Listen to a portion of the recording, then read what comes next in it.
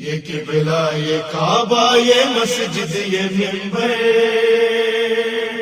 سجے ہیں جو تاکوں میں قرآن گھر گھر. یہ سچے مجاہد یہ عالم یہ رہبر، یہ سچے مجاہد یہ عالم یہ رہبر، جو سینے میں باطل جو سینے میں باطل کے ہیں مثل خنجر.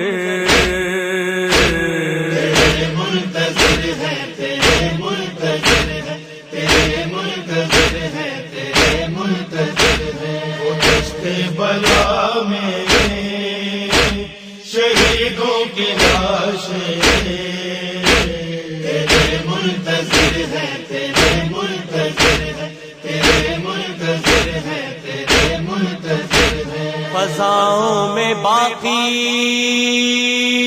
فضاؤں میں باقی یہ حل من کے نعرے.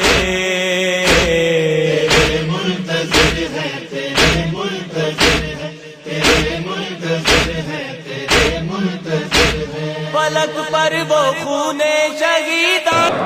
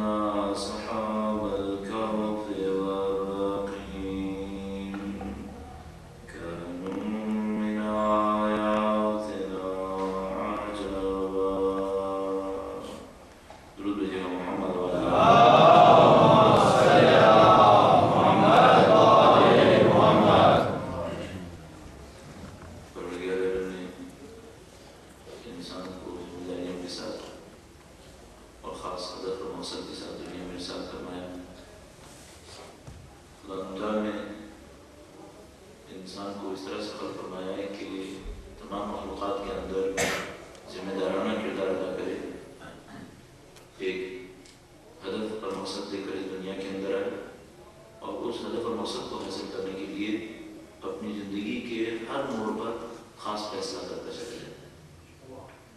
ہم نے اور آپ نے اپنی زندگی میں اگر غور فرمائیں تو مسلسل فیصلے کرنے ہوتے ہیں. یہ فیصلے بہت چھوٹے فیصلے بھی ہو سکتے ہیں. مثال کے طور پر آج رات آپ کیا تناول فرمائیں گے، کل آپ کون سا لباس پہنیں گے، بہت اہم فیصلے بھی ہو سکتے ہیں. مثلا دوسرے کسی ملک کے اندر رہنے والا یہ اہم فیصلہ کرتا ہے کہ وہ کس ملک میں رہنا چاہے گا، واپس جانا چاہے گا، نہیں جانا چاہے گا، کہاں آپ نے جاب کرنی ہے. آپ کی ساری زندگی در حقیقت آپ کے فیصلے ہی ہوتے ہیں. مثلا آپ کا جو کیریئر ہوگا وہ آپ کے فیصلوں سے متاثر ہوگا. صحیح فیصلہ صحیح وقت پر اگر ہو جائے تو آپ کی زندگی میں اس کے نتیجے حاصل ہوتے ہیں، نتائج حاصل ہوتے ہیں. اور خدا نہ کرے اگر آپ غلط فیصلہ کر لیں تو آپ خدا نہ کرے اپنی زندگی کو خود ہی نقصان پہنچا دیں گے اپنے غلط فیصلوں کی وجہ سے. اب سوال یہ ہے کہ زندگی میں چاہے کوئی انسان کافر ہو، مسلمان ہو، مومن ہو یا نہ ہو، فیصلے تو سب نے کرنے ہیں. فیصلوں کی بنیاد کیا چیز ہونی چاہیے، کس بنیاد پر فیصلے کیے جائیں. جہاں بنایا جائے کہ اس معیار کے تحت فیصلے ہوں. اب دنیا میں اس کے مختلف معیار بنے ہوئے ہیں جن کے تحت فیصلے کیے جاتے ہیں. بالکل ایسے جیسے مختلف کمپنیز کے اندر جو آپ بعض لوگ کام کرتے ہیں تو وہ دیکھتے ہیں کہ مینولس بنے ہوئے ہیں کہ بھائی آپ نے اس موقع پر کیا فیصلہ کرنا ہے. آپ مینول میں اٹھا کے دیکھتے ہیں کہ ایسی ایک کنڈیشن کے اندر کمپنی کی طرف سے کیا حکم آیا ہوگا. کسی بہت ٹیکنیکل ادارے کے اندر آپ ہوں تو معمولاً مشینوں کو آپریٹ کرنے سے پہلے مینولس دیکھے جاتے ہیں کہ ایسی ایک خاص حالت کے اندر مینول آپ سے کیا کہہ رہا ہے کہ آپ کو کیا کرنا چاہیے. تو میری اور آپ کی زندگی بھی فیصلے ہیں اور فیصلوں کے علاوہ کچھ نہیں ہے. ان فیصلوں کے اندر بنیاد کیا ہو, مختلف لوگوں کی مختلف بنیاد ہے. اکثر لوگوں کی ایک بنیاد ہے ذات کے لیے پسند اور ذات کی ناپسند. جو مجھے پسند ہے وہ میں کروں گا, جو مجھے پسند نہیں ہے میں نہیں کروں گا. اور وہ جو اپنی پسند اور ناپسند ہے وہ معمولاً لذت کے اوپر ہے. جس چیز سے مجھے مزہ آیا یا مزہ ملنے کا امکان ہوا کم مدت میں یا زیادہ مدت میں وہ کروں گا.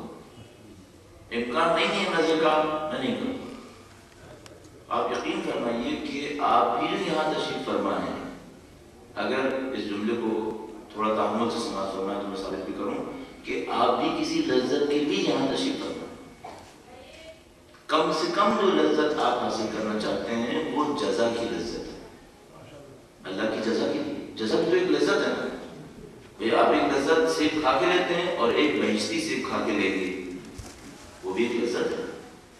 ہم اور آپ لذتوں کے لیے فیصلے کر رہے ہیں اور وہ لذت کوئی دنیا کے اندر ڈھونڈ رہا ہے, کوئی آخرت کے اندر ڈھونڈ رہا ہے. اب سوال یہ ہے ہم اور آپ اپنی زندگی کا معیار کیا بنا کہ ہمارے فیصلے صحیح فیصلے ہیں. اور اس کی وجہ یہ ہے کہ بعض اوقات ایک غلط فیصلہ میری اور آپ کی زندگی کو مادی لحاظ سے بھی برباد کر سکتا ہے, مانوی لحاظ سے بھی برباد کر سکتا ہے. دونوں کی مثالیں آپ کی خدمت درج کروں گا اور اس مسئلے کی تشریح کرتے ہوئے چونکہ آج اس پورے سلسلہ بحرین کی جو اس سال انجام پایا آخری مجلس ہے تو جو نتائج ہم حاصل کرنا چاہتے ہیں اس کو آخری مرحلے میں داخل کر دیں گے. درود بھیجیے گا محمد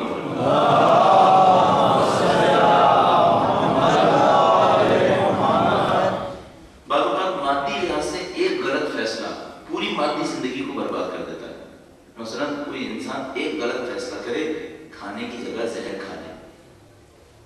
ایک غلط فیصلہ ہوگا اور ممکن ہے کہ 5 سال کا ہو, ممکن ہے 10 سال کا ہو یا 50 سال کا ہو, اس کی پوری مادی زندگی ختم ہو. بعض اوقات مانوی دنیا میں بھی ایسے ہی ہوتا ہے. ایک غلط فیصلہ پوری مانوی زندگی کو تباہ کر دیتا ہے. قرآن کریم نے اس کو حبط اعمال کا حبط ہو جانا. حبط کیا ہے؟ حبط یعنی محو ہو جانا, ختم ہو جانا. جتنے بھی اعمال تھے سب کے سب ختم ہو جانا. مثلا قرآن کریم میں ارشاد فرماتا ہے کہ اے لوگوں تم لوگ کمروں کے پیچھے سے رسول خدا کو بلند آواز میں مت پکارا کرو. یہ نبوت کی شان میں جو عدم احترام ہے, شاید تمہارے سارے اعمال ختم ہو جائیں تمہیں پتہ بھی نہیں چلے. خاندان اہل بیت اطہار علیہ السلام کے ساتھ بے احترامی کرنے والا ممکن ہے ایک بے احترامی کے نتیجے میں اپنی زندگی بھر کے اعمال کو کھو بیٹھے اور اسے پتہ بھی نہیں چلے. مانوی دنیا میں ایسا ہے کہ بعض اوقات ایک غلط فیصلہ ہوتا ہے. اچھا اب ہماری اور آپ کی جو زندگی ہے ہمیں کچھ معلوم نہیں ہوتا ہمارا کون سا فیصلہ سب سے کریٹیکل فیصلہ ہے. زیادہ تر ہمیں پتہ نہیں چل پاتا, کچھ ہم دیکھ پاتے ہیں. ایک دفعہ درود بھیجیں محمد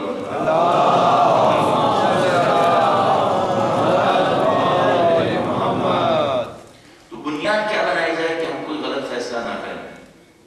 میں نے عرض کیا ایک بنیاد تھی ہماری پسند اور ناپسند. اس کا محور ہم رکھتے ہیں لذت, اور لذت کو بدقسمتی سے اکثر لوگ مادی لذت میں دیکھتے ہیں.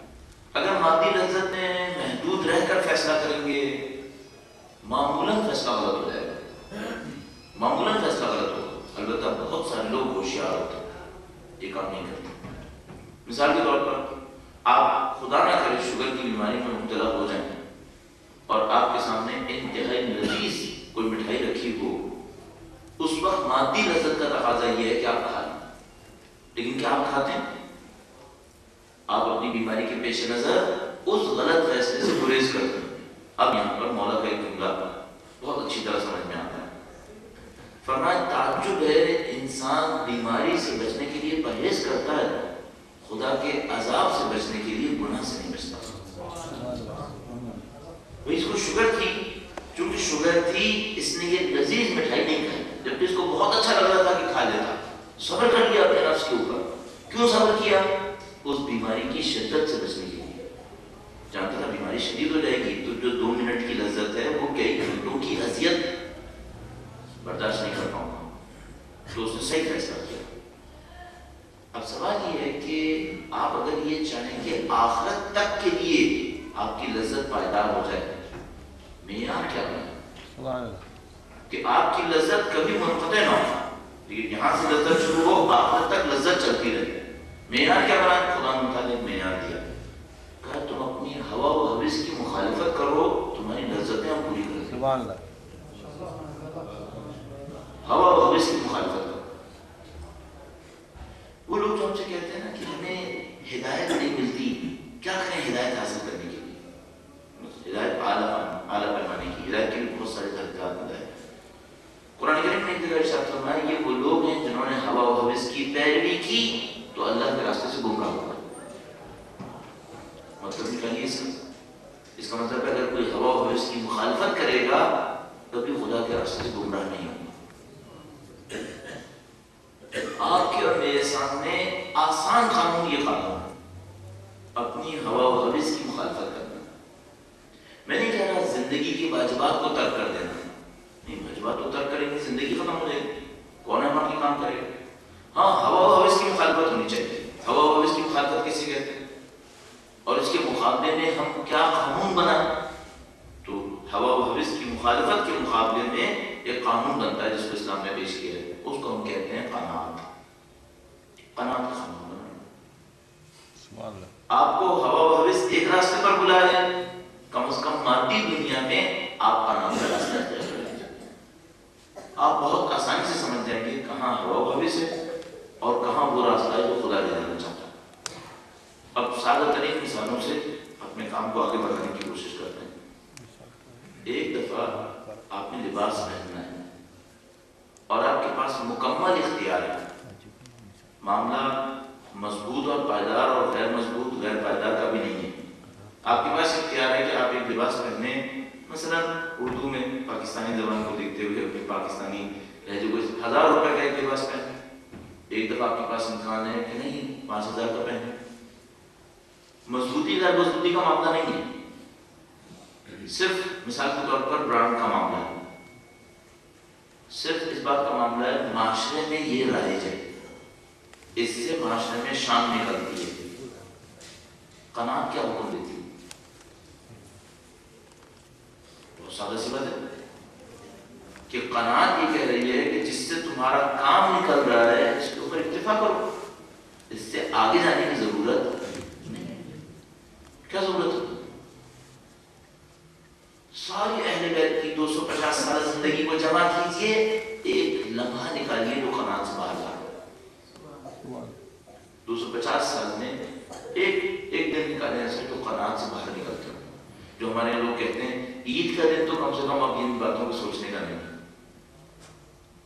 اصل اہل بیت کی زندگی میں کوئی استثناء نہیں ہے. خدا کا حکم یہ ہے، بس یہی ہے، دوسرا کوئی راستہ ہی نہیں.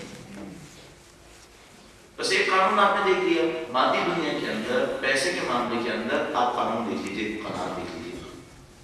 اب اس کے اوپر سوال جواب بہت ہو گئے.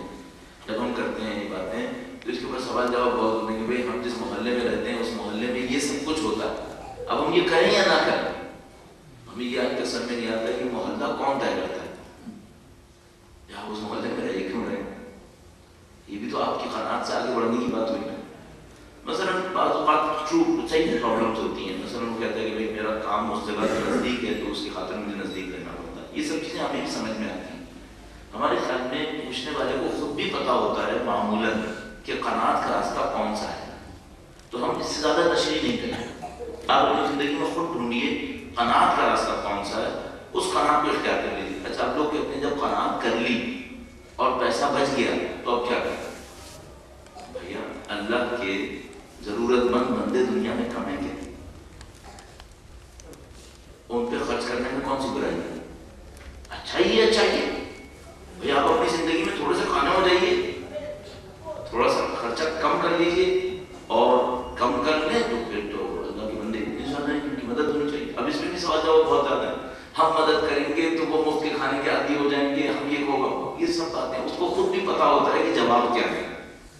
لیکن پوچھتے ضرور ہیں. تو میں پہلے سے ہی دروازے بند کر رہا ہوں کہ یہ سب جواب آپ خود ہی دے دیجیے گا, خود ہی دے دیجیے گا. دیکھیے ہمارے ساتھ بار بار اس مسئلے کے اوپر گفتگو کرنے کا آپ کو کوئی زیادہ فائدہ نہیں ہوگا. ہمارا میسج بہت سادہ سا ایک میسج ہے, وہ یہ کہ اپنی زندگی میں قناعت کا راستہ اختیار کیجیے تاکہ آپ کے وسائل میں دوسرے لوگ شریک ہو جائیں. دوسرے لوگ شریک. اچھا اب یہ جو دوسرے لوگوں کو شریک کرنا ہے نا, یہ بھی خدائی صفت ہے. خدائی صفت ہم نے آپ کی خدمت میں ایک دفعہ عرض کیا تھا, قربتاً الی اللہ کیا ہے. قربتاً الی اللہ یہ ہے اللہ کی اوصاف کو اپنی حد میں رہتے ہوئے اپنے اندر لے کر آنا. خدا رحیم ہے, آپ بھی رحم دل ہو جائیے. اب خدا کی ایک صفت ہے رب, پالنے والا. خدا مختار کے نظام میں ایسا عجیب ہے, ایک صفت آپ اپنے اندر لائیے, 10 صفتیں خدا خود چڑھا دیتا ہے. سبحان. ایک صفت میں آپ محنت کیجیے خدا کے نزدیک پہنچنے کے لیے, 10 صفتیں خدا خود سے ڈال دے گا آپ کے اندر. وہ کس طریقے سے؟ مثلا خدا کی صفت ہے رب. رب کا مطلب کیا ہے؟ پالنے والا.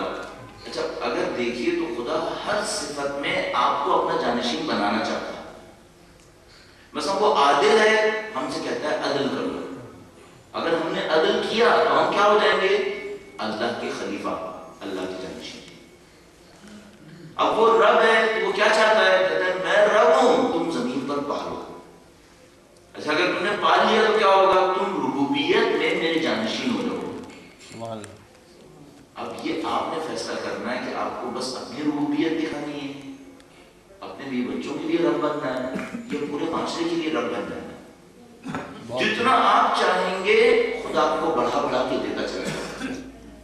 جتنا آپ اپنی ربوبیت کا دائرہ پھیلاتے چلے جائیں گے خدا اپنی رضاقیت میں سے آپ کو دیتا چلا جائے گا.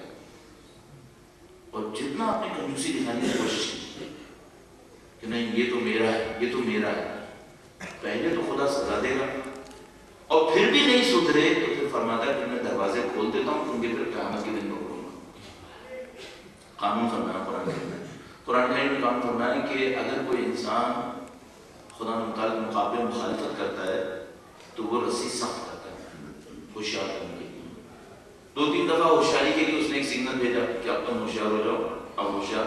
اچھا جب وہ دیکھتا ہے کہ نہیں یہ ہوشیار ہونے والا ہے ہی نہیں, خدا متعال فرماتا ہے ففتحنا علیہم ابواب کل شیء, تو ہم ہر چیز کے دروازے اس کے اوپر کھول دیتے ہیں جہاں تک کہ وہ خوشی سے مگن ہو جاتے ہیں. فاخذناہم بغتۃ, پھر ہم اچانک گرفت کرتے ہیں, پھر ہم اچانک گرفت کرتے ہیں.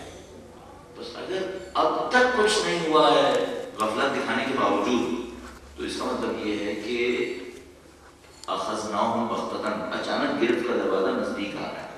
اس سے پہلے وہ شامل رہی تاکہ وہ اچانک گرفت ہونے سے پہلے آپ صحیح راستے کے اوپر آتا. اب اس کو میں خلاصہ کرتا ہوں یہاں پر کہ مادیات کے اندر آپ کا اصول ہونا چاہیے قناعت کا راستہ. ہوا و حوث کی مخالفت مادیات کے علاوہ کیسے کی جاتی ہے, اس کی چند مثالیں آپ کی خدمت میں عرض کروں. بس مجموعی قانون کیا ہے؟ اگر آپ اللہ کے راستے پر چلنا چاہتے ہیں, آپ کے فیصلے صحیح ہوں, آپ کی لذتیں قیامت کے دن اور حشر میں اور آخرت میں ملتی رہیں, ہوا و حوث کی مخالفت ہے. ہوا و حوث کی مخالفت مادیات کے میدان میں قناعت کے ذریعے سے ہوتی ہے. غیر مادیات میں کیسے ہوتی ہے اس کی بھی مثالیں عرض کروں گا. درود بھیجے گا محمد وعلی محمد.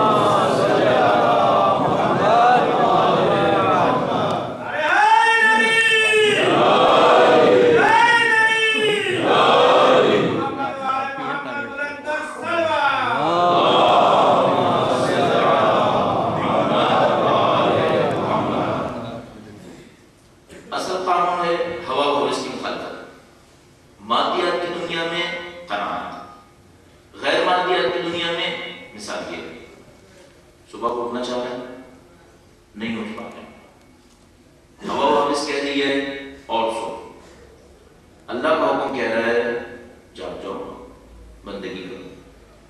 ہوا و حوث کی مخالفت کیا کہتی ہے؟ اٹھ جاؤ.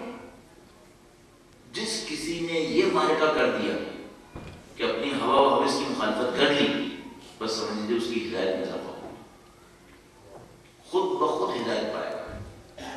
یہ اللہ کا بنایا ہوا انتہائی سادہ قانون. اب آپ اپنی زندگی میں خود ڈھونڈنا شروع کر دیے. مثال کے طور پر آپ کھانا کھا رہے ہیں, ایک موقع پر آپ نے احساس کیا کہ جو ضرورت کے مطابق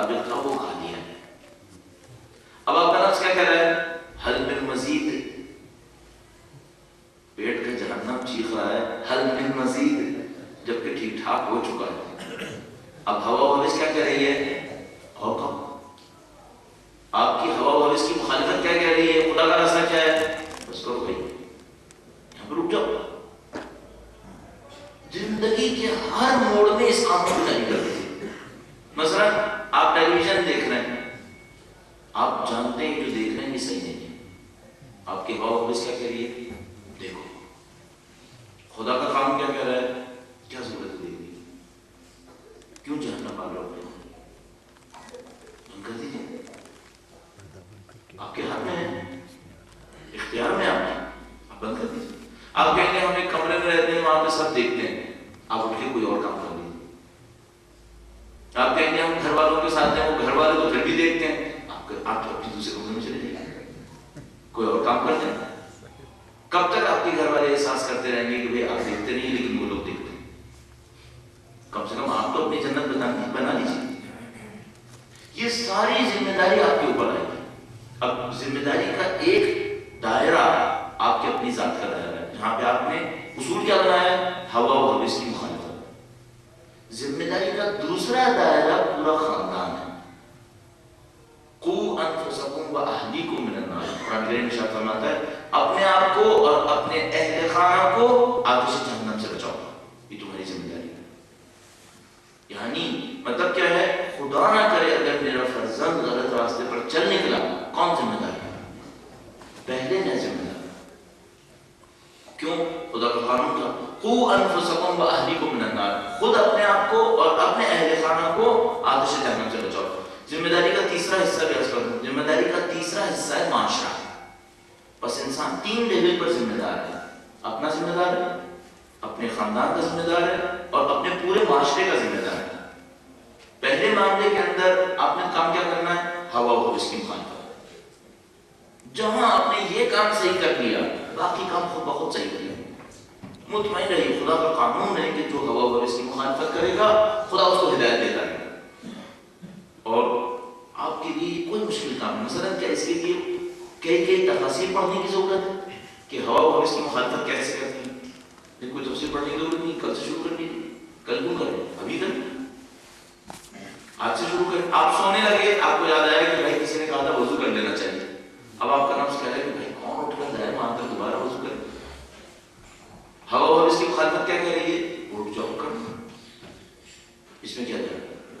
آپ بیٹھے ہوئے وقت ضائع کر رہے ہیں, اچانک اذان کی آواز آئی ہے, نفس کیا کہہ رہا ہے؟ پڑھے رہو. تو کرو, کرتے رہو. اللہ کا قانون کہہ رہا ہے اٹھو, اس ہوا و حوث کی مخالفت کرو, نماز پڑھو. اب پہلے وقت کیوں ضائع کرو؟ آپ خود اپنے نفس سے لڑتے رہیے. بس پہلا قانون یہ ہو گیا. اب آئیے دوسرے مرحلے کے اندر, خاندان کا معاملہ. اچھا یہ جو خاندان ہے یہ 2 طرفہ ہے کہ ظاہر ہے. اچھا یہ جو ہم نے ہوا و حوث کا قانون بنایا یہ صرف مردوں کے لیے نہیں ہے, یہ عورت مرد دونوں کے لیے ایک ہی ہے. اس قانون میں کوئی تشریح تو نہیں ہے کہ بھئی یہ اس کے لیے ہے اس کے لیے نہیں ہے. قرآن کریم میں ارشاد فرماتا ہے من عمل صالحا من ذکر او انثى وهو مؤمن فلنحيينه حیاۃ طیبہ.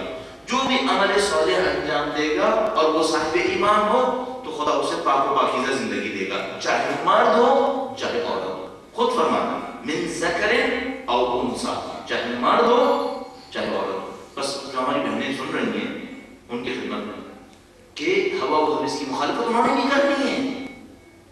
مثلا آپ ایک سادہ لباس پہن سکتے ہیں جس کے اندر بہت زیادہ نمائش نہ ہو. کیا ضرورت ہے کہ آپ اس نمائشی لباس کو انجام دیں؟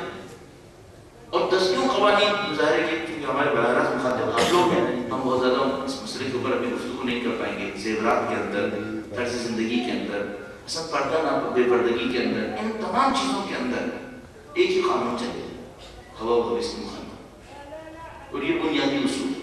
اب آئیے خاندان کے اندر مرد اور عورت دونوں ایک دوسرے کے ساتھ مل کر خاندان بنا رہے ہوتے ہیں. یعنی دسیوں مثالیں ایسی ہیں جس میں ایک عورت مرد کو ایمان سے محروم کروا سکتی ہے, آسانی سے محروم کروا سکتی ہے. اور بہت ساری مثالیں ایسی ہیں جس میں ایک مرد اپنے غلط فیصلے کے ذریعے سے اپنی بیوی کو, اپنی زوجہ کو اس کے ایمان سے محروم کر سکتا ہے. دونوں طرف کی مثالیں ہمارے پاس. کام کیا ہے کرنے کا؟ کام یہ ہے دونوں بہترین زوج اور زوجہ کون ہیں؟ بہترین زوج اور زوجہ وہ ہیں جو ایک دوسرے کے ایمان میں ایک دوسرے کا ساتھ دیتے ہیں. ایمان میں اس کا ساتھ دے. یعنی یہ زوج سبب بنے کہ زوجہ کا ایمان بڑھے اور وہ زوجہ سبب بنے کہ زوج کا ایمان بڑھے. دونوں ایمان میں ایک دوسرے کا ساتھ دیں. بس آپ کوئی مطالبہ عورت سے ایسا نہ کریں جس سے اس کے ایمان میں کمی آتی اور عورت اپنے شوہر سے کوئی مطالبہ ایسا نہ کرے جس سے اس کے ایمان کے اندر کمی آتی. ظاہر ہے یہ جو ہوا و حوث کو کنٹرول کرنے کا چیپٹر ہے یہ یہاں پر بھی کار فرما ہے. اگر یہ دونوں کوشش کریں کہ ہم اپنے ہوا و حوث کو کنٹرول کریں گے دونوں ایک دوسرے کے ایمان کی ترقی کا سبب بنیں گے. اور اگر کنٹرول نہیں کیا خدا نہ کرے گھر جہنم بن جائے گا. چاہے مادی اعتبار سے محل بنا ہوا ہو لیکن اندرونی اعتبار سے معنوی اعتبار سے جہنم بن چکا ہوگا. اور ان دونوں کا براہ راست اثر ایک اور مظلوم کے اوپر پڑ رہا ہے اور وہ ان کی اولاد. ان دونوں کے اعمال کا براہ راست اثر اولاد کے اوپر پڑ رہا ہے. اب اولاد کے حوالے سے چند جملے آپ کی خدمت میں عرض کرنا چاہوں گا. درود بھیجے گا محمد وعلی محمد.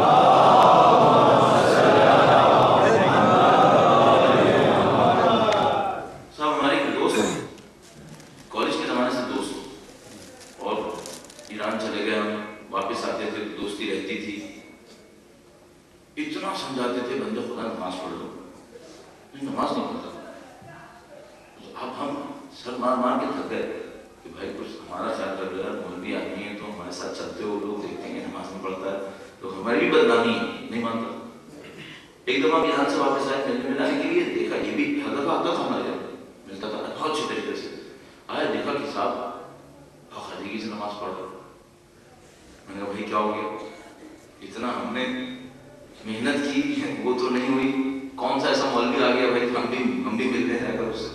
کیا کہا مولوی نہیں آیا میرا بچہ بڑا ہو رہا ہے. میں نہیں چاہتا وہ بے نمازی ہے. میرا بچہ بڑا ہو رہا ہے اور میں نہیں چاہتا کہ وہ بے نمازی ہو. ماشاءاللہ اس نے ہمارے دوست نے اتنی ترقی کی کہ یعنی ایک موقع آتا تھا کہ ہم دیکھتے تھے دن میں 3 دفعہ زیادہ عشرہ پڑتا تھا. ماشاءاللہ خوب اہل بیت میں بہت ترقی. اچھا اس کا کمال یہ تھا کہ اس کی زوجہ تہجد گزارتی. کمال اس کا یہ تھا زوجہ تہجد گزارتی.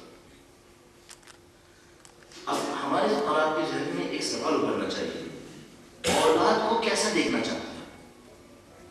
کیا دیکھنا چاہتے ہیں اولاد جو آپ ہیں؟ موسٹ پروبیبلی احتمال قوی ہے کہ آپ کی اولاد اس سے بدتر ہوگی. یہ میں بغیر لگی لپٹی آپ کی خدمت میں عرض کر رہا ہوں. دیکھیے اس میں قانون کیا ہے. پہلی بات یہ ہے کہ بچے کے اوپر اثر پڑنا کب سے شروع ہوتا ہے. مثلا کوئی یہ کہتا ہے بچہ بھی چھوٹا ہے ابھی تو چل جائے گا معاملہ جب بڑا ہوگا تو پھر دیکھنا شروع کریں گے.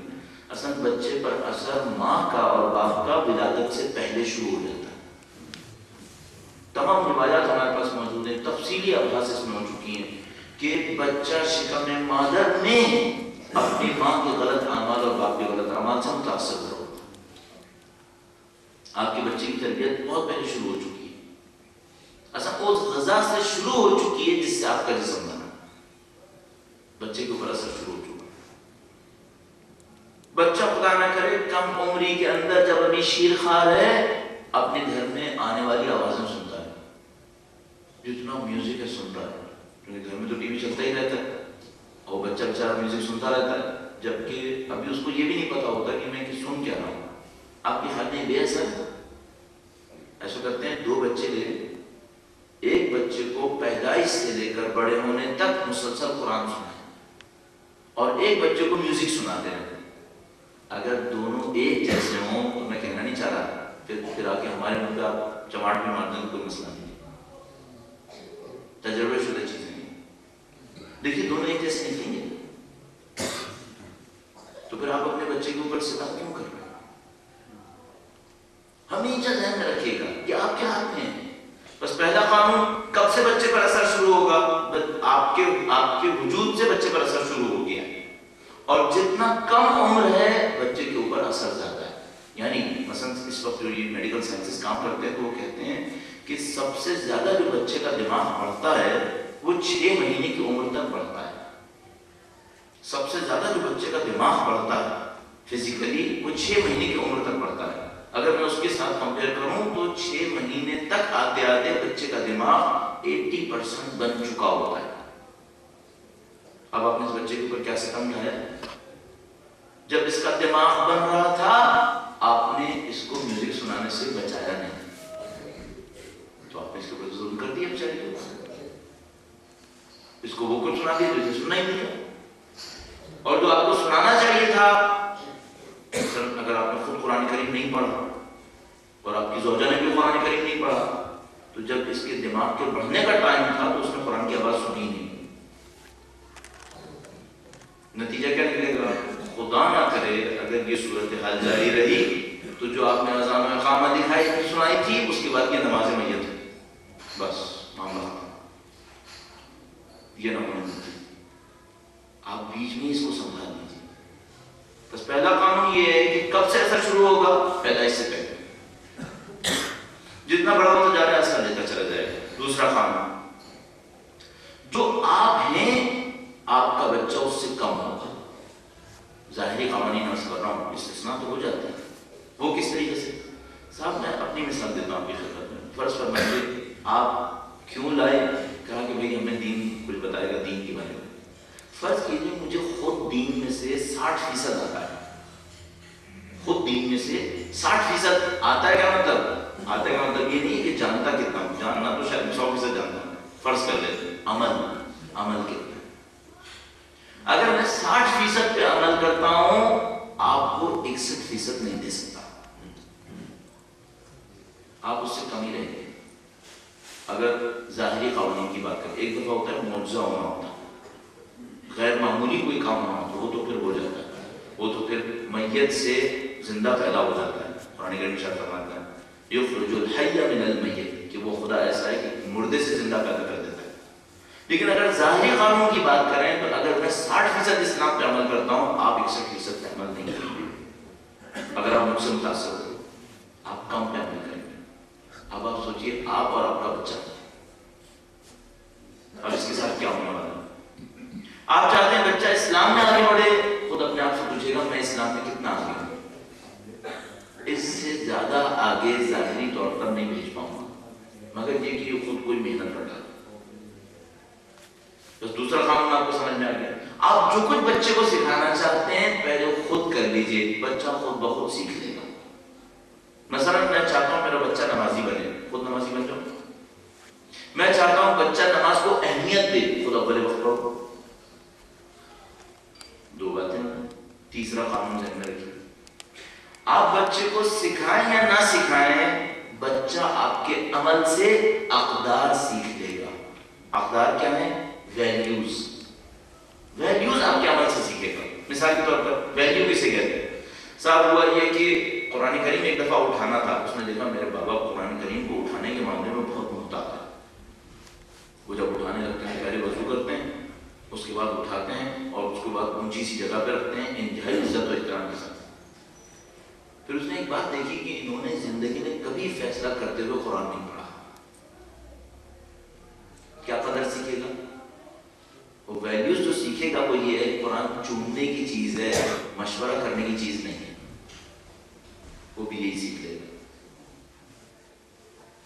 اس نے دیکھا میرے بابا نے جب کوئی بڑا فیصلہ کرنا ہوتا ہے تو ہر طرح کی تیاری کرتے ہیں, سب کام کرتے ہیں, مثلا کبھی خدا سے رجوع نہیں کرتے. اچھا آپ یہ کہیے کہ نہیں میں اپنے بچوں کو پتہ نہیں چلنے دوں گا. بچے بہت استاد ہوتے ہیں, بچوں کو سب پتہ چل جاتا ہے. یہ تو ہم لوگ اگر آپ فیملی میں ڈسکشن کرتے ہیں نا, یہ بچے بہت غور سے سنتے رہتے ہیں. بس آپ کہتے ہیں بھائی مجھے گھر تبدیل کرنا ہے, فلاں کیا سوچے گا, فلاں یہ کہے گا, اس کو بھی تو ذرا پتہ چلے کہ ہمارا گھر کیسا ہے. یہ سب بچے سن رہے ہیں, بس فوراً ایک بات سیکھ لیتے ہیں, ان کے نزدیک خدا کی کوئی حیثیت نہیں. کیوں؟ ان کے فیصلوں میں خدا بیچ میں آیا ہی نہیں. انہوں نے کبھی ایک دفعہ بھی یہ نہیں کہا کہ ہم یہ کام کر رہے ہیں کیوں, کیونکہ اس سے خدا خوش ہوگا. بچے فوراً اقدار سیکھتے ہیں. بچے آپ کی جسمانی عادتوں سے زیادہ آپ سے اقدار سیکھتے ہیں.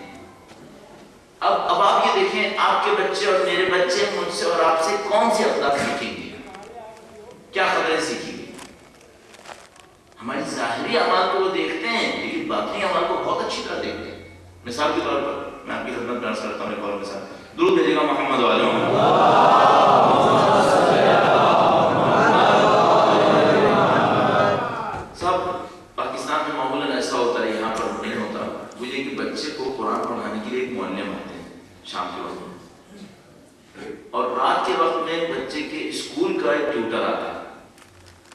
صحیح ہے. اور بچہ معمولاً یہ دیکھتا ہے کہ اس ٹیوٹر میں اور اس قرآن کے معلم میں زمین آسمان کا فرق ہے. وہ کیا کیا فرق نوٹ کرتا ہے. ایسا ایک بات تو وہ ظاہری طور پہ دیکھتا ہے کہ جو ٹیوٹر آتا ہے وہ بڑا بن ٹھن کے آتا ہے، اور یہ جو قرآن پڑھانے آتا ہے یہ بھی پتہ نہیں اللہ میاں کی گائے ہے کیسے آتا ہے، خدا ہی جانتا ہے کیسے آتا ہے. ایک دوسرا فرق یہ دیکھتا ہے کہ میرے بابا ٹیوٹر کو 4000 روپے دیتے ہیں اور مولوی کو 250 روپے دیتے ہیں، بھی بہت چک چک کرتے ہیں. تیسری بات وہ دیکھتا ہے کہ جس دن کسی کام کی وجہ سے چھٹی کرنی ہو قرآن والے کی چھٹی پہلے سے طے شدہ ہے کہ اس کی ہونی. اچھا وہ کون سی ویلیو سیکھتا ہے؟ وہ فوراً یہ ویلیو سیکھ لیتا ہے دینی تعلیم کی کوئی حیثیت نہیں ہے، چھکا مارنا ہے تو اسکول میں مارنا. دینی تعلیم کی کوئی حیثیت. اچھا اس کے بعد آپ کہیں گے بیٹا میرے لیے دین بہت امپورٹنٹ ہے، تو وہ اندر سے ہنسے گا اور کہے گا کہ ہاں کیا سمجھ رہے ہیں ہمیں نہیں پتا. ٹھیک ہے کہہ دیجیے آپ کیا ہمیں نہیں معلوم کہ آپ کیا کرتے ہیں. وہ سب سمجھ رہے ہوتے ہیں بچے بہت استاد. اچھا ہم نے کیونکہ کلاس 6 سے لے کر ماسٹرز تک سارے لیول کو پڑھایا ہے، 6 7 8 9 10 اور آگے سے لے کے ماسٹرز تک، تو بچوں کی مینٹلٹی بہت اچھی طرح سمجھ میں آتی ہے. بچے ساری چیزیں یوں پک کر رہے ہوتے ہیں. مثلا وہ فوراً سمجھ جاتا ہے میرے بابا خدا سے زیادہ ڈرتے ہیں اپنے باس سے زیادہ ڈرتے ہیں. فوراً سمجھ جاتا ہے. دیکھتا ہے کہ مثلا کبھی نماز کا وقت آتا ہے تو یہ اٹھ نہیں رہے ہوتے، یہ کہہ رہے ہوتے ہیں بس میں ابھی اٹھتا ہوں تھوڑی سی دیر، تو اسی ٹائم پر کہیں کوئی فون آتا ہے آفس سے تو یہ اسکرین کی طرح اٹھتے ہیں فون ریسیو کرنے کے لیے. ان میں کوئی پھر ایک لمحہ بھی ضائع نہیں کرتے تھے. اور کہیں کال آ جائے کہ بھائی پہنچو تو یہ کہتے ہیں میں جا رہا ہوں ختم ہو. اچھا ابھی تو نماز کے لیے کھسکنے کی بھی ہمت نہیں تھی ان کے اندر. کیا بچہ یہ سب نہیں دیکھتا؟ بہت اچھی طرح دیکھتا. یہ سب باتیں وہ بہت اچھی طرح دیکھ رہا ہوتا ہے. اس کے بعد ہم کہتے ہیں دعاؤں میں خدایا میرے بچے کو متقی پرہیزگار بنا دے. تو بیچ کے فرشتے بھی کہتے ہوں گے کہ بے حیا یہ بتا تم نے اس کو پرہیزگار بنانے کے لیے کچھ چھوڑا ہے؟ مثلا کیا خدا تعالیٰ نے اسباب جاری نہیں کیے ہیں؟ پانی دیا ہے آپ کو ٹھنڈا کرنے کے لیے. اب آپ خدا سے کیا خدا ہے پانی میں آگ لگا، تو خدا معجزہ کیوں دکھا دے؟ ہاں وہ لگانا چاہے تو پانی میں آگ لگا سکتا ہے، آپ کو پانی بنا سکتا ہے، سارے کام کر سکتا ہے، لیکن کیوں کرے؟ اب آپ نے بچے میں آگ بھڑکائی ہے اور آپ کہہ رہے ہیں خدا اس کو پانی بنا دے. کیوں بنائے؟ کوئی سبب بھی تو نہ ہو. سب آپ کے اور میرے ہاتھ میں. اچھا اب آپ یہ جو میں نے آپ کی خدمت میں جملہ کیا سب آپ کے اور میرے ہاتھ میں استثناء ہیں. استثناء ہے. وہ کیا استثناء ہے؟ مثلا خود حضرت نوح کی داستان ایک استثناء کہ حضرت نوح کا بیٹا صالح نہیں نکلا. یہ معلوم خود یزید کا بیٹا قدر مناسب آدمی نکلا. کم سے کم اتنا مناسب تو تھا کہ جب اس کو خلافت ملی تو وہ تخت پہ بیٹھا اور اس نے کہا کہ میرے باپ نے بھی غصب کیا اور میرے دادا نے بھی غصب کیا اور میں یہ غصب نہیں کروں گا. یہ کہہ کے اتر گیا. اتنا تو وہ عقلمند نکلا ہے. یہ استثناءات ہیں لیکن یہ روٹین جو ہے وہ میں نے آپ کی خدمت میں عرض کیا. آپ کی اولاد آپ کے اشارے پر رہے گا. آپ جیسی تربیت کریں گے یہ ویسے ہوتے چل جائیں گے. اچھا کم از کم کام یہ ہے، چلیے فرض کیجیے کہ ہم سوچیں کہ نہیں میں نے ساری محنت کی پھر بھی میرا بچہ صحیح نہیں نکلا، اس کا میں ذمہ دار کیوں نہیں ہوں؟ قیامت کے دن میں اس استثناء کا ذمہ دار نہیں ہوں. میں خدا سے صرف اتنا کہہ سکوں کہ خدایا جو میں کر سکتا تھا وہ میں نے کر دیا. یہی معاملہ زوج اور زوجہ کا ایک دوسرے کے ساتھ ہے. ہر معاملے میں دین ساتھ ساتھ چلے گا. اب آپ تصور فرمائیے یہاں رہتے ہوئے آپ اپنے بچے کے ساتھ کیا کرنا چاہیں؟ ہمیشہ پریکٹیکل گراؤنڈز پہ سوچیے گا. کوئی ہے یہاں پر کہ جو اپنے بچے کو مثال کے طور پہ اسکول نہ بھیج رہا ہو اس وجہ سے کہ اسکول بہت مہنگے اور دور ہوتے؟ میرا نہیں خیال. بچے کا اسکول دور ہو یا نزدیک ہو اسکول تو جانا ہے. مہنگا ہو یا سستا ہو اسکول تو جانا ہے. دین کے بارے میں کیا خیال ہے؟ وہ آپ ہی ہوگا نا وہی بچے کے ٹیوٹر اور باپ والا مانگا کہ اگر مہنگائی پر کچھ کٹنا ہے جبکہ دین معمولاً مہنگا نہیں ہے. شاید دنیا کی سستی ترین تعلیم دینی تعلیم جہاں تک میرا خیال. صرف ایک مشکل کے ساتھ، آپ کچھ کرنا چاہتے ہیں یا نہیں کرنا چاہتے؟ اور یہ آپ ستم کریں گے اگر آپ اپنے بچوں کو یہ سب کچھ نہیں کرنا ہے۔ آپ کہیں گے ہمارے بچے بہت مصروف ہوتے ہیں، مجھے اتنی داستانیں پتہ ہے، میں داستان بتانے پہ آ گیا نا آپ کو، تو آپ کو بہت وقت گزرتا ہے کہ ہمارا ویسی اچھی بات یہ کہ بہت لمیٹڈ ٹائم ہوتا ہے اور یہ خیال کرنا ہوتا ہے۔ یہ سب آپ کے ہاتھ میں رہے گا، آپ اپنے بچے کے مستقبل کو خود لکھ رہے ہیں، خود طے کر رہے ہیں، بس آپ خود ذمہ دار بنیے اپنے لیے۔ اچھا اب آپ ممکن یہ کہیں گے بھائی یہاں پر تو وہ سلسلہ نہیں ہے کہ کوئی آ کر پڑھائے، ہم بچوں کو کہاں لے کر جائیں۔ ایسا محترم یہ آپ کا مسئلہ خود حل کیجیے۔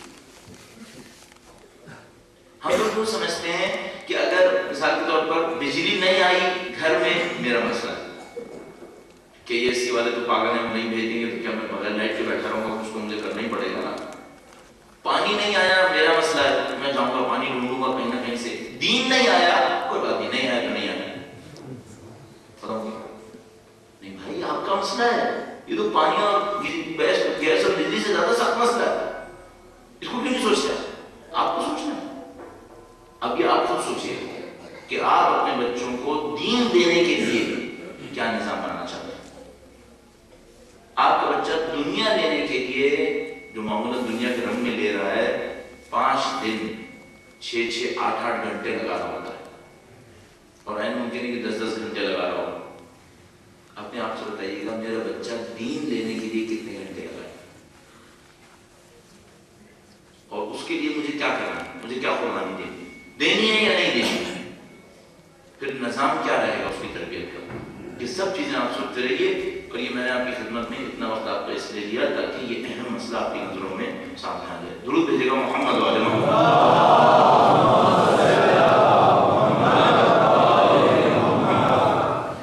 اور ان تمام سنتوں کو لے کر چلیے۔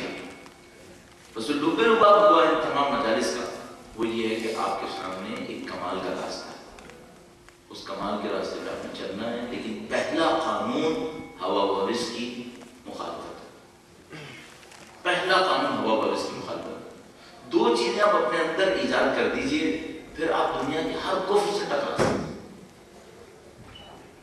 اب وہ ہمارے ساتھ ایسا ہوتا ہے کہ بعض اوقات بہت کم وقت میں کوئی بہت بڑی بات کہیں پڑ جاتی ہے، بات خراب ہو جاتی ہے، ویلیو ختم ہو جاتی ہے اس کی، لیکن بعض اوقات مشکل یہ ہوتی ہے کہ تشریح کا وقت بھی نہیں ہے، تو یا آپ کہیں یا آپ نہ کہیں تو چاہے بات خراب ہو جائے تو کہنا ہی پڑے گا۔ مثلاً آپ پوری دنیا کی سرمایہ داری کو دیکھ رہے ہیں، پوری دنیا پہ چھائی ہوئی ہے، تھوڑا سا وقت آپ کو میں اور دوں گا، وہ یہ کہ آج بعض اوقات ایسا ہے کہ ہمارا مسلمان بچہ ہے، اگر مثلاً کفر کا کوئی نمائندہ آئے اور ہم سے کہے بچہ تمہارا ہے سنتا میری ہے، تو غلط نہیں کہہ، بچہ ہمارا ہے سنتا کفر کی۔ کیسے؟ اس کے آئیڈیلز کیا ہیں، اس کے ہیرو کون ہیں، کس کی طرف دیکھتا ہے، کیا عادتیں اس کی۔ بچہ ہمارا ہے، عادتیں کفر کی، عادتیں کفر کی۔ یہ سب کہاں سے خراب ہو رہا ہے؟ ہمارے اندر سے، ہماری ذاتیہ کا۔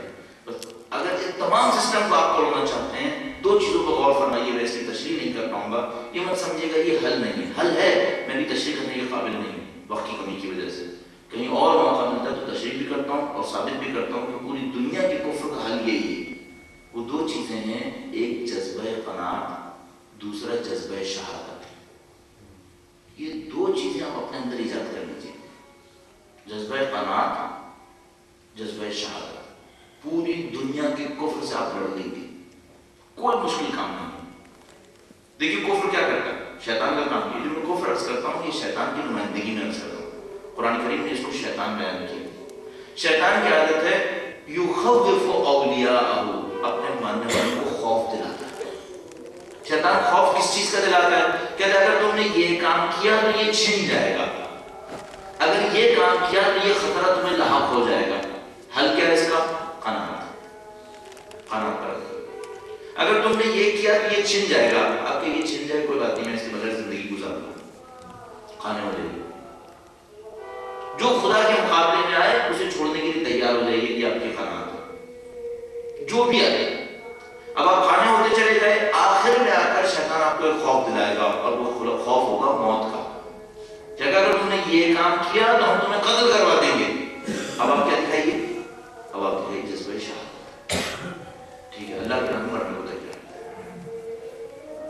یقین فرمائیے, میں عرض کر رہا ہوں کہ پاس وقت نہیں ہے, اور یعنی کہ آپ کے پاس وقت نہیں ہے. میں تو اگر پاکستان آپ تشریف لائیں میں آپ کو خوب وقت دے کے آپ کو سنا دوں کہ یہ دو جذبے اگر آپ کے اندر جاگ گئے, ایک جذبہ قناعت کہ آپ کھانے ہو گئے, دوسرا جذبہ شہادت کہ مرنے کے لیے تیار ہو گئے اللہ کی راہ میں, بس پھر کوئی آپ کا کچھ نہیں بگاڑ سکتا.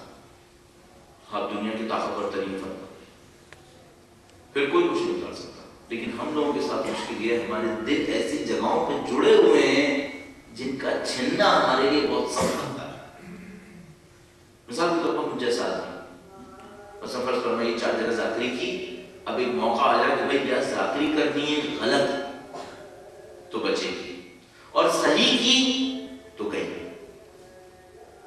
اب اگر میرا دل ذاکری سے جڑا ہوا ہے تو میں کیا کروں گا, غلط کو لے لوں گا تاکہ بچ جائے. جب کہ مجھے کرنا کیا چاہیے تھا, قانون. ہم ٹھیک ہے چلے جائیں, مجھے تو خدا کے لیے کرنا تھا نا, تو میں چھوڑ دوں. اچھا زیادہ سے زیادہ کیا ہوگا, اگر حق بات کہیں تو مارے گئے تو میں کیا کہوں, جذبہ شہادت. ٹھیک ہے, اللہ کے نام مرنے کے لیے تو زندہ ہے, اور کس کام کے لیے زندہ ہے. اب آئیے کربلا کی میدان, ان دونوں جذبوں کی معراج کربلا ہے.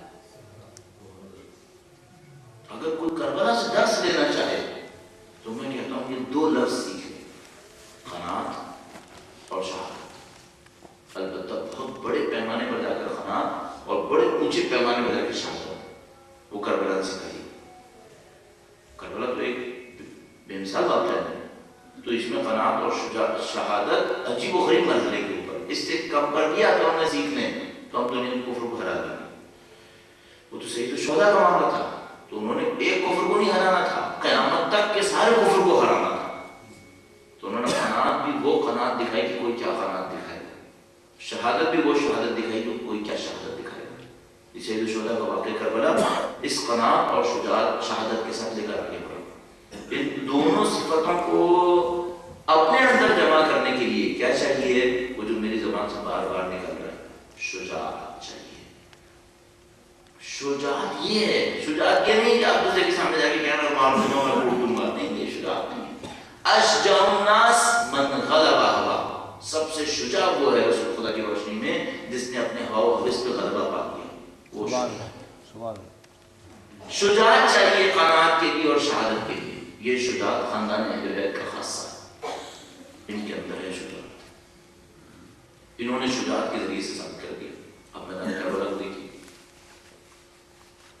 شجاعت اپنے تمام مفاہیم کے ساتھ آپ کو نظر آ جائے گی. اور علامہ نقطہ نے جملہ ارشاد فرماتے تھے, بڑا وسیع جملہ ہے, ہم جیسے کہیں تو اثر بھی نہیں ہوتا اس کا, وہ جملے ان کے جملے میں اثر تھا. فرماتے تھے کہ جتنے بھی مسائل ٹوٹے خاندان اہل بیت کے اوپر, ان میں سے کچھ مسائل مردوں نے برداشت کی. مثلا انہوں نے شمشیر چلائی, خاندان بنی ہاشم مشہور تھے شمشیر کی. انہوں نے زخم کھائے, خاندان بنی ہاشم مشہور تھا زخم کھانے کے لیے. یہ شجاع تھا, نڈر تھا, بے باک تھا. سید الشہداء مولانا امیر المومنین کوئی کہتا تھا شمشیر, تو کہتے تھے آؤ پھر دکھائیں ہمیں کون سی شمشیر. یزید نے ایک موقع پر ایک طفل صغیر سے کہا کہ تم میرے بیٹے خالد سے کشتی لڑو گے؟ کہ میں کشتی نہیں لڑوں گا, ایک خنجر میرے ہاتھ میں دو, ایک اس کے ہاتھ میں دو, پھر دیکھتا ہوں میں بتاتا ہوں کون سے جائے. کشتی نہیں لڑوں گا, خنجر کو ہاتھ میں, ہم بتائیں گے. یہ اس قسم کی نسل ہے. لیکن علامہ نقطہ صاحب ایک جملہ ارشاد فرماتے تھے یہ سب کچھ ہوا, یہ کہاں تھا, شہید ہوئے, ان کے لاش پامال ہوئے, ان کے لیے شجاعت تھی, ان کے لیے کمال تھا. صرف ایک سوال رہ جاتا ہے, بے پردگی کیا تھی؟ یہ بے پردگی کیا تھی؟ یہ قربانی تھی, ایسی قربانی جو کوئی نہیں دے سکتا تھا. کسی خاندان نبی نے یہ قربانی نہیں دی تھی جو رسول اللہ کے اس عظیم الشان خاندان نے دے دی. خاندان نے بہت قربانیاں دیا تھا. 11 محرم کا زمین گزرا, 12 محرم کا وقت ہے, بڑا کٹھن وقت خاندان اہل بیت کے لیے. وہ جو سارا معرکہ کربلا ہے وہ کربلا میں نہیں نپٹا ہے, بازاروں کے اندر نپٹا ہے, درباروں کے اندر نپٹا ہے.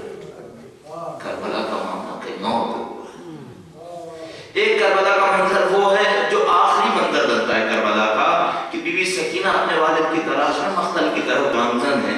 بی بی زینب سلام اللہ علیہ دیکھتی ہیں کہ سکینہ ایک لاشے کے اوپر گری ہوئی ہے, بے سر کا لاشا ہے, لباس کا نشان نہیں. پوچھتی ہیں سکینہ سے کہ بیٹی سکینہ تم نے کیسے پہچانا کہ تمہارے بابا کا لاشا ہے؟ کہا بابی اما میں یہاں سے گزر رہی تھی, لاشے میں سے آواز آئی الیہ الیہ یا بنیا, اے میری بچی میرے پاس آ جا, میرے پاس آ جا. بی زینب میں نے پہچان لیا کہ میرے بابا کی لاش ہے. فرمایا تمہارے بابا کے لاشے نے تم سے کچھ کلام کیا؟ کہا تو جملے کہے. انہوں نے کہا میرے شیعوں سے کہنا جب ٹھنڈا پانی پیو تو میری پیاس نہیں حل کرو. یہ پہلا پیغام سید الشہداء کا. اس کے بعد فرمایا دوسرا پیغام ان کو دینا کہ میں اپنے بچے کو ہاتھوں پر اٹھا کر آیا, پانی مانگا لیکن کسی نے مجھے پانی نہیں دیا. اس سید الشہداء کے پیغام میں کربلا کا آخری منظر یہی منظر ہے. اس کے بعد یہ اسرا کا قافلہ کوفہ میں داخل ہوتا ہے. وہاں پر ایک شخص ہے کوفہ کا رہنے والا مسلم, ابو مسلم کہتا ہے کہ مجھے اطلاع ملی کہ اسرا کا کوئی قافلہ لایا جا رہا ہے, کوفہ کے بازاروں میں سے پھرایا جائے گا. اور مجھے کہا گیا کہ یہ وہ لوگ تھے جنہوں نے خلیفہ وقت کے خلاف بغاوت کی تھی. تو کہتا ہے کہ میں نے دیکھا کہ باغیوں کا حشر میں بھی دیکھوں. تو کہتا ہے میں لوگوں کے ساتھ کھڑا ہو گیا. کہتا ہے میں نے ایک عجیب منظر دیکھا. کہتا ہے قافلے کے آگے آگے ایک جوان تشریف لا رہے تھے. ان کے پاؤں میں بیڑیاں تھی, ان کے گلے میں کاؤ تھا, انہوں نے سر جھکایا ہوا تھا. میں حیران رہ گیا, میں نے کہا یہ باغیوں کے نہیں لگتے. اس کے بعد کہتا ہے میں نے ایک اور منظر دیکھا, نیزوں کے اوپر سر آ رہے تھے, ہر سر کی پیشانی پر سجدے کا نشان تھا, نورانیت چمک رہی تھی. کہتا ہے میں سمجھ گیا کہ یہ باغیوں کے سر ہرگز نہیں ہو سکتے. میں اس سے کہوں گا کہ اے ابو مسلم, اگر تجھے پتا ہوتا کہ مارے جانے والوں میں 6 مہینے گالیاں کرنی ہے تو تیرا حق تھا دنیا سے پوچھتا. اے لائنو, یہ بتاؤ 6 مہینے کے بچے کبھی بغاوت کرتے ہیں؟ تم نے بڑوں کو مارا تھا, تم نے بڑوں کو اسیر بنایا. یہ بتاؤ 6 مہینے کے بچوں کی تقسیم کیا ہے؟ ماتم حسین